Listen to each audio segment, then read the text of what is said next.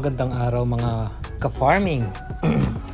And ngayong araw na to, ang ating topic is ano nga ba yung dapat na ipakain sa mga RTL natin sa unang araw ng pagdating nito sa ating mga farm or sa ating mga poultry farm. So, dapat bang pakainin na ng layer feeds ang kanilang manok pagdating nito? Isa to sa mga katanungan ng mga bago pa lang mga nag-aalaga ng RTL or ng mga paitluging manok. And merong mga baguhan ang nagpapakain agad-agad ng layer feeds pagkadating ng mga manok sa kanilang farm o poultry. And sa ganitong pamamaraan po is mali po ang ganitong practice. Yung papakainin po agad-agad natin ng layer feeds ang ating mga RTL or paitluging manok pagkadating sa ating farm. So, ano ang dahilan bakit mali itong practice na ito? And hindi po natin dapat kaugalian. Ang dahilan po nito is dahil po ang ating mga manok ay kailangan muna nating i-reconditioning ang ating mga RTL or mga paitluging manok bago po sila mag-egg drop or bago sila mangitlog. Dapat po grower muna pa rin ang ating ipapakain sa ating mga RTL. Ang tanong po, ilang days po ba dapat tayo magpakain ng grower feeds bago tayo magpalit papuntang layer feeds? As part of reconditioning feeds application procedure po, kailangan grower feeds po muna ang ibibigay sa loob ng 12 days or hanggang 15 days po siguro.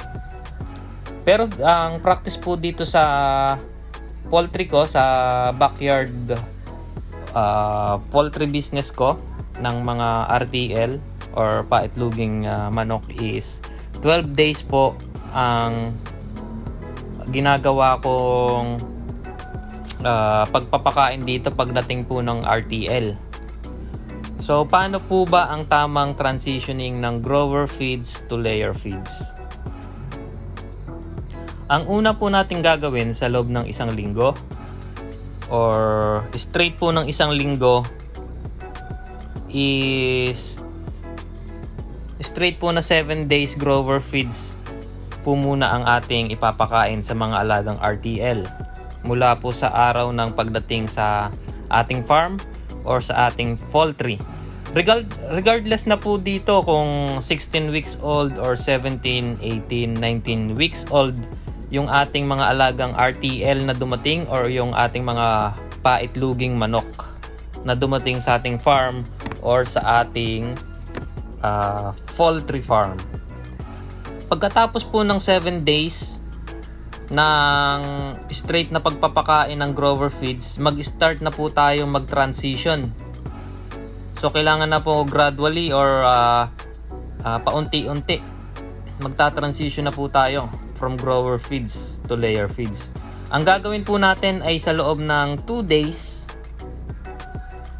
magbigay po tayo ng 80% ng grower feeds at 20% naman po ng layer feeds. So, magmi-mix po tayo. 80% grower feeds and 20% layer feeds. Yan po ang dahan-dahan ng pagta-transition papunta sa layer feeds. So, hindi po agad-agad. Sa sunod na araw or sa pang third day ay magbibigay po tayo ng ng 50% grower feeds at saka 50% ng layer feeds na po. So, 2 days, 80% grower, and then 20% layer. Then, for the third day po, 50% grower and 50% layer feeds. So, yan po yung sunod na step natin or yung gagawin natin sa pagta-transitioning. Then next po, at pagdating naman po ng 4th at 5th day ay diyan na po tayo magbibigay ng 20% na grower at 80% layer feed. So, bumaliktad na po. Ang grower food dito, grower feeds po natin is 20% na lang. At ang ating layer feeds is nag-increase na po, naging 80% na. At after po ng reconditioning na ito ay pure 100% layer feeds na po ang ating ipapakain. So, yun po ang ating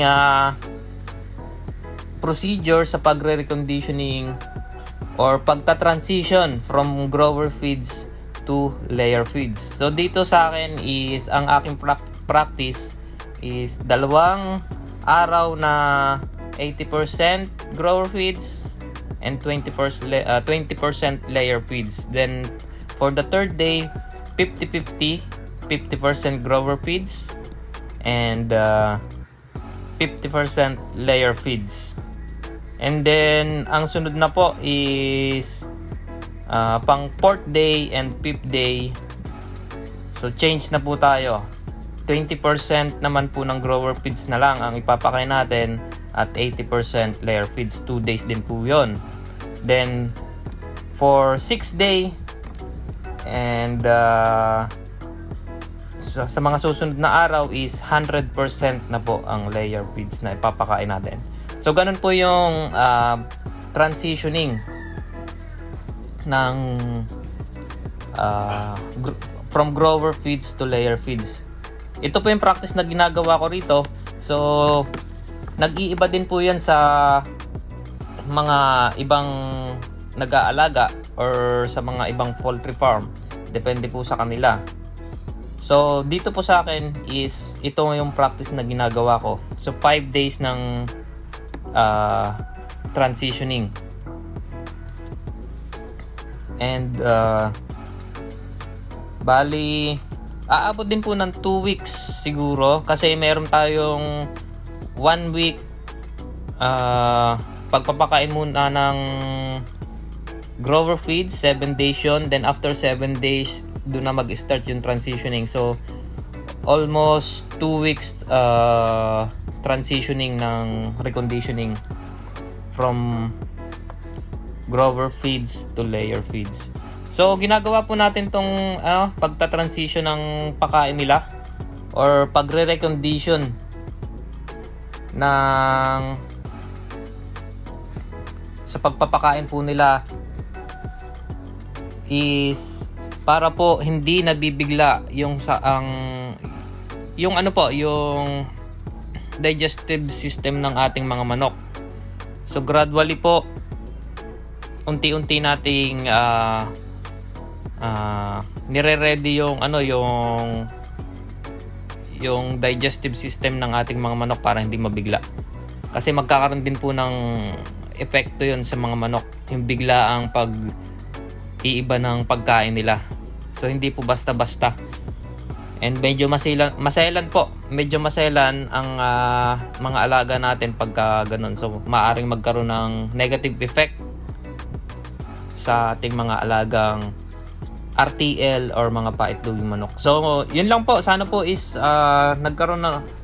nakapagbigay po ako ng konting idea sa inyo about sa reconditioning ng ating RTL bago po sila bigyan ng 100% pure layer feeds. So, keep safe everyone. Happy farming. Peace!